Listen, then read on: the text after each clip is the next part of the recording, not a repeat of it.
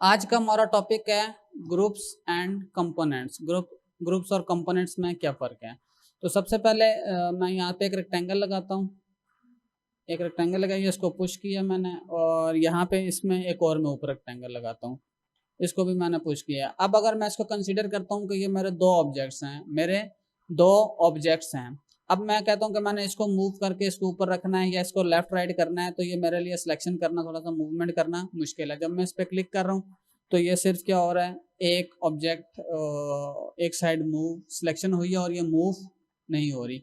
अगर मैं कहता हूँ मैंने इसको साइड को मूव करना है या पूरे ऑब्जेक्ट को मूव करना है, तो इसके लिए मुझे क्या करना पड़ेगा, सारी की सारी सिलेक्शन करनी पड़ेगी। जब मैं सारी सिलेक्शन करूँगा तो फिर ये मूव हो सकता है, लेकिन मैं वन क्लिक के साथ मूव नहीं कर सकता, एक क्लिक के साथ मूव नहीं कर सकता। इसी तरीके से इस ऑब्जेक्ट को मैं यहाँ पे एक और ऑब्जेक्ट में बनाता हूँ। अब इसको भी मैं अंदर की तरफ पुश करता हूँ। अब जब मैं पुश कर रहा हूँ या इस ऑब्जेक्ट को किसी और तरीके से मूव करना है, तो मेरे लिए इस बड़े ऑब्जेक्ट को भी यहाँ से मूव करना इजी नहीं है। अब मैं इसको डबल क्लिक करता हूँ या ट्रिपल क्लिक करता हूँ तो ये सारे के सारे सिलेक्शन होता है, ये सारे का सारा सिलेक्शन होता है। और अगर फिर मुझे इसको सेपरेट करना है तो मुझे यहाँ से इसकी सिलेक्शन लैदा करनी है, एक एक चीज़ की लैदा करनी है, जो कि बाज़ दफ़ा बहुत मुश्किल हो जाती है। उसके लिए सबसे ईजी वे क्या है कि मैं एक और रेक्टेंगल लगाता हूँ, इसको मैंने पुश किया और मैंने इसको ट्रिपल क्लिक करके इसको मैं राइट क्लिक किया और मेक ग्रुप कर लिया। अब ये ग्रुप बना हुआ है। अब ग्रुप के ऊपर मैंने एक रेक्टेंगल लगाया और अब इसको मैं यहाँ से भी मेक ग्रुप कर सकता हूँ और इसको डबल क्लिक करके ग्रुप के अंदर जाके इसको पुश किया, फिर वायर आ गए हैं। अब ये लादा से ग्रुप है। अब मैं इसको एक क्लिक के साथ मूव कर सकता हूँ, एक क्लिक के साथ इसको मूव कर सकता हूँ। सिंगल क्लिक किया और मूव कर लिया, कहीं पर भी सेपरेट कर लिया। इसमें से यहाँ से इनको मूवमेंट करें, रोटेट करें, आपको कोई भी काम करें, जब आपके ऊपर आपने हर चीज़ अपनी डबल क्लिक करके, मैं तो रेक्टेंगल को ही ग्रुप में बना लेता हूँ।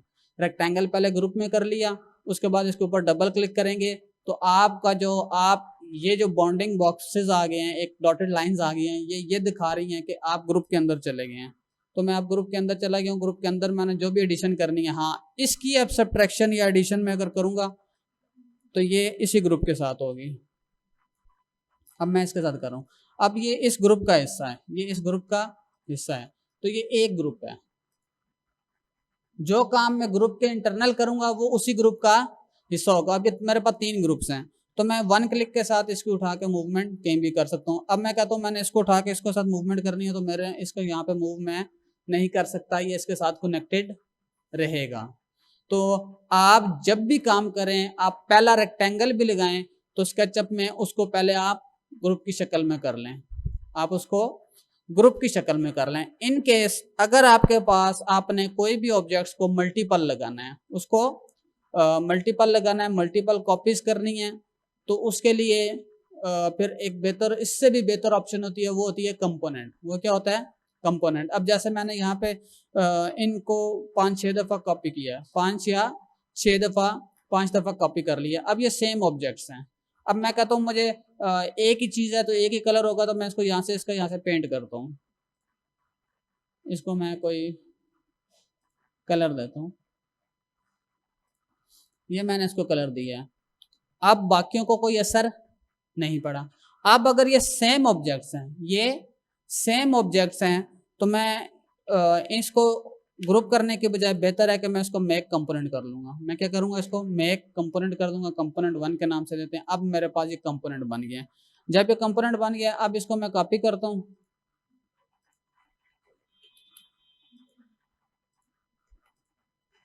अब ये 5 या 6 दफ़ा मैंने इसको कॉपी कर लिया।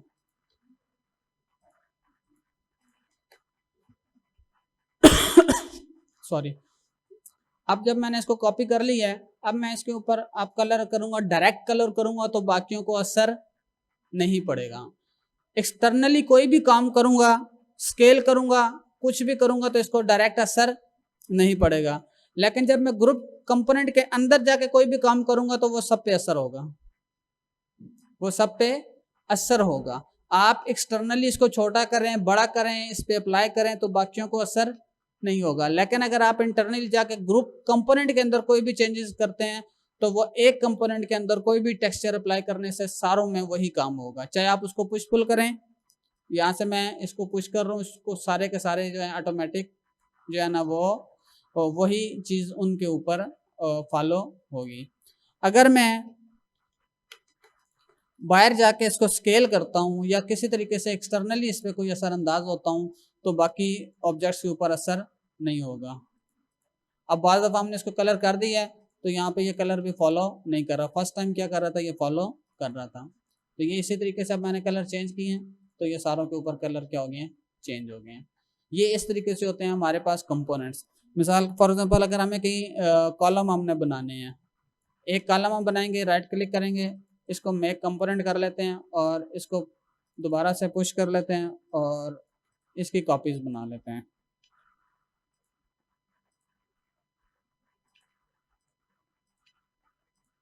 अब ये फर्स्ट टाइम मैं इसको अप्लाई कर रहा हूँ तो ये हो रहा है, फर्स्ट टाइम मैं इसको अप्लाई कर रहा हूँ तो ये हो रहा है। अब मैं जब यहाँ से इसको अप्लाई कर रहा हूँ तो ये सब पे हो रहा है।